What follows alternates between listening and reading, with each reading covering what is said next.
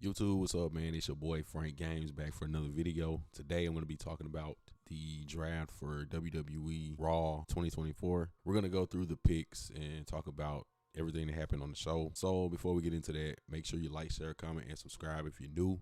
And I appreciate you. Thank you very much. So Raw opened up. We had Becky Lynch. She started out on the show.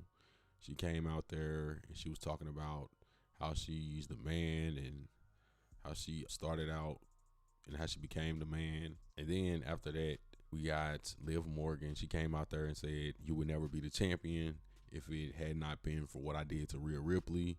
And that's very true. If she didn't take Rhea Ripley out, Becky Lynch wouldn't even be the champ.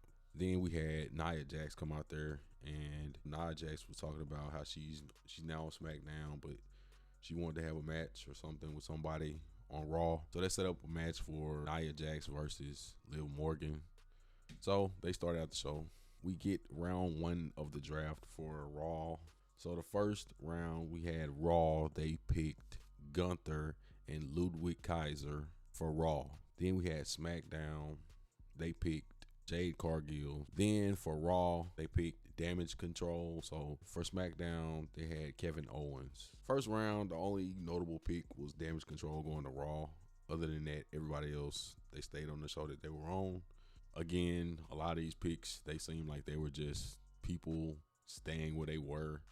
I didn't expect them to have like everybody just shifting to different shows like every pick. A lot of these picks were just people staying on the show that they were on. Then the next thing we got was Imperium that came out. We had Gunther going up against Xavier Woods of the New Day. The match ended when Gunther, he made Xavier Woods submit. You know, he's going to probably win the King of the Ring, which I'm fine with because he needs something. He needs some other accolade that he could have behind his name. I think that's good that he probably going to win the King of the Ring. Then we get to round two. We got Raw. We got CM Punk, of course. The SmackDown pick, we had the Pride, Bobby Lashley, B-Fab, and the Street Profits. For Raw, this was a surprising pick. Braun Strowman, he's on Raw. So Braun Strowman, he made a return. He's back, which it was good to see him back, man, you know. Then we had for SmackDown, Tiffany Stratton, which she's already on SmackDown. So then after that, we got a match. It was for the IC Championship. We had Sami Zayn versus Bronson Reed. Match was pretty good. Chad Gable, he interrupted, which caused for a disqualification. Then you had Bronson Reed, he attacked Chad Gable. So that was funny to see. Next, we had round three.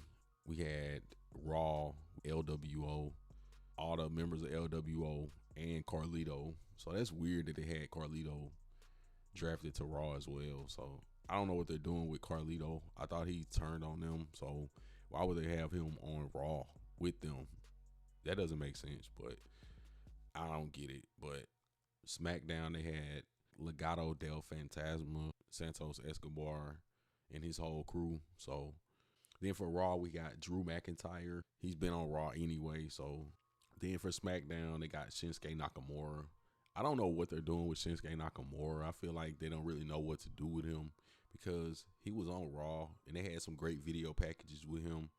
But I don't really know what they want to do with Shinsuke Nakamura. I feel like they don't really know what to do with him. So maybe him being on SmackDown, they can like reset him a little bit or something.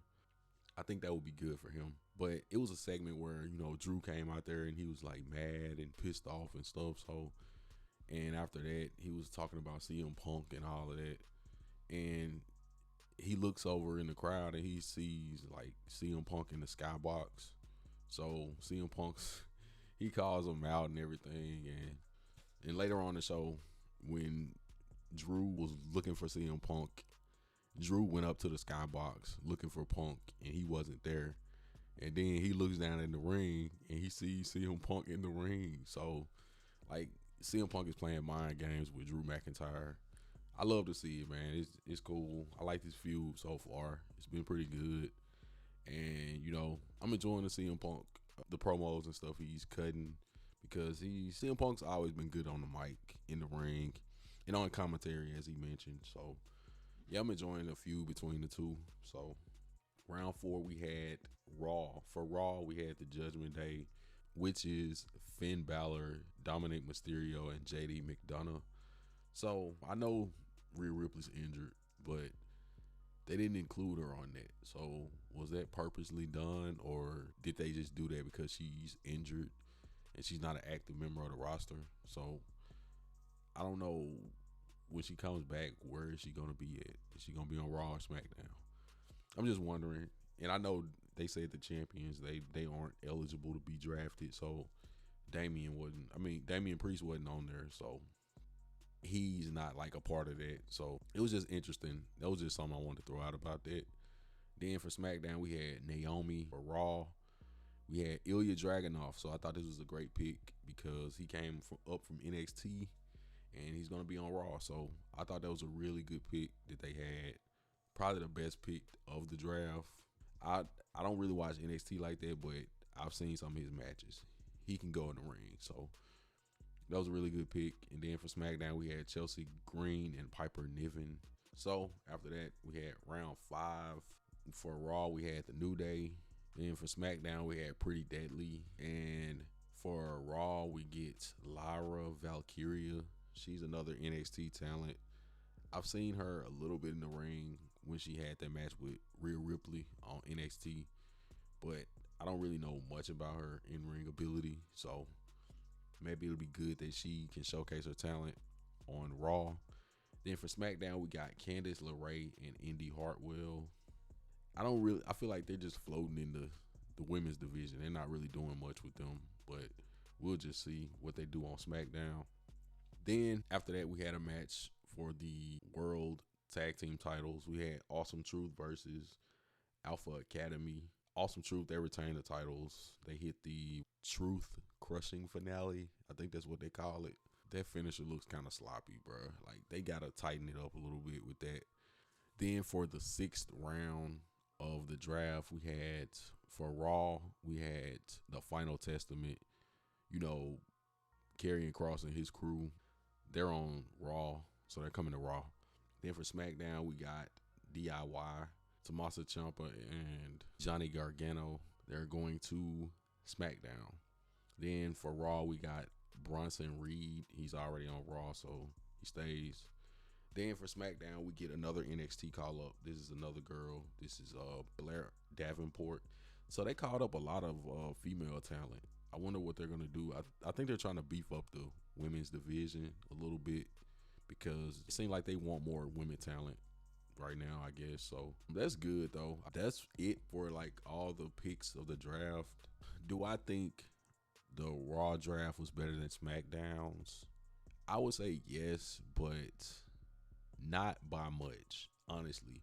I feel like the picks were better on Raw, but still it's like some picks that I'm like, I don't really care for. Like, they just switched up some a little bit, but it wasn't enough to make me care. Like, wow, that was an amazing pick. The only ones I really cared about was the NXT call-ups, really, which was Ilya Dragunov. He got called up. And the women's division, the ones that they called up. So I thought that was good. But other than that, I don't really care about, like, the picks that they had. Then we had the main event. We had Jey Uso, Ricochet, and Andrade versus the Judgment Day. The match was okay. I thought the match was all right. The match came to an end when Jey, he hit like some super kicks on Finn. Yeah, I think he hit a super kick on Finn Balor and he got the win. So Jey is looking strong, you know, going into Backlash. But he's probably going to lose. I don't see him winning the championship. But we'll just have to see going forward into Backlash. So tell me what you thought about the Raw draft for 2024. Let me know what you thought in the comment section. And I will see y'all later. Thanks for watching this video. And I'm out. Peace.